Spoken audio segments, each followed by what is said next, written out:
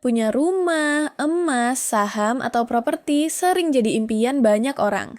Tapi, pernah nggak sih kamu bertanya, aku sudah siap belum ya punya aset?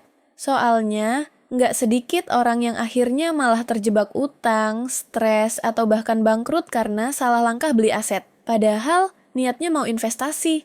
Nah, lewat video ini, kita akan bahas 3 alasan utama kenapa kamu mungkin belum siap punya aset. Yuk, cek poin-poinnya sebelum kamu terjun ke dunia properti atau saham.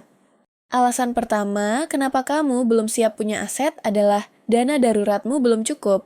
Apa hubungannya? Begini, aset itu bukan cuma soal beli, tapi juga harus siap dengan biaya yang muncul setelahnya. Misalnya, kalau kamu beli rumah, ada biaya perawatan, pajak tahunan, atau tagihan listrik yang naik. Kalau kamu punya saham, bisa aja harganya tiba-tiba anjlok, dan kamu perlu uang tunai buat bertahan. Bayangin, kamu baru beli apartemen buat investasi. Tiba-tiba kena PHK atau keluarga sakit berat. Kalau dana darurat cuma cukup untuk 1-2 bulan, kamu pasti panik. Akhirnya, terpaksa jual aset itu cepat-cepat, padahal harganya lagi turun. Hasilnya, rugi besar. Menurut para ahli keuangan, dana darurat idealnya bisa menutup pengeluaran 6-12 bulan. Jadi, kalau pengeluaranmu 5 juta rupiah per bulan, siapkan 30-60 juta rupiah dulu sebelum beli aset. Ini penting banget buat jaga keuanganmu tetap stabil, sekalipun ada badai ekonomi. Alasan kedua, kamu masih kebanyakan utang konsumtif. Apa itu utang konsumtif? Cicilan barang yang nilainya turun, seperti motor, gadget, atau liburan mewah.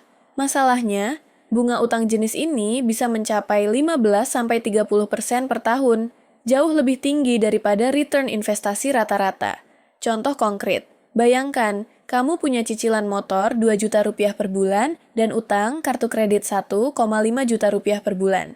Totalnya 3,5 juta rupiah per bulan terbuang untuk bayar utang. Kalau dipaksain beli rumah dengan cicilan 4 juta rupiah per bulan, total pengeluaranmu untuk utang jadi 7,5 juta rupiah.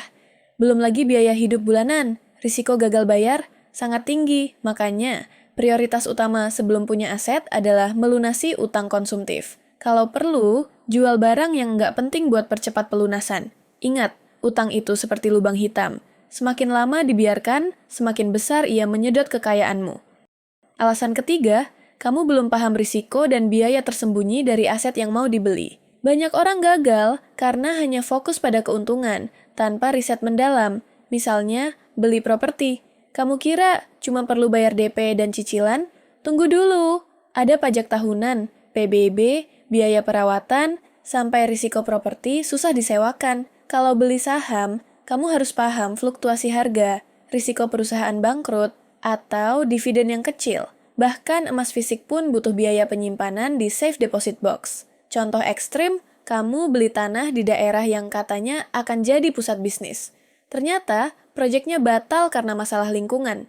Nilai tanahmu pun stuck bertahun-tahun. Atau, kamu investasi di reksadana saham tanpa tahu profil risiko. Akhirnya panik saat portofolio merah dan jual rugi. Intinya, setiap aset punya risikonya sendiri. Kalau kamu nggak mau belajar, bersiaplah jadi korban ketidaktahuan. Setelah tahu 3 alasan tadi, mungkin kamu bertanya, terus gimana dong biar siap punya aset? Tenang, ada checklist sederhana yang bisa kamu ikuti. 1. Dana darurat. Aman. Pastikan dana daruratmu sudah mencapai minimal 6 kali pengeluaran bulanan. Simpan di instrumen likuid seperti deposito atau tabungan berjangka. 2. Bebas utang konsumtif. Lunasi semua utang berbunga tinggi, kartu kredit, KTA, sebelum mulai berinvestasi. Utang produktif, seperti KPR, boleh, asal cicilannya nggak lebih dari 30% penghasilan. 3. Edukasi diri.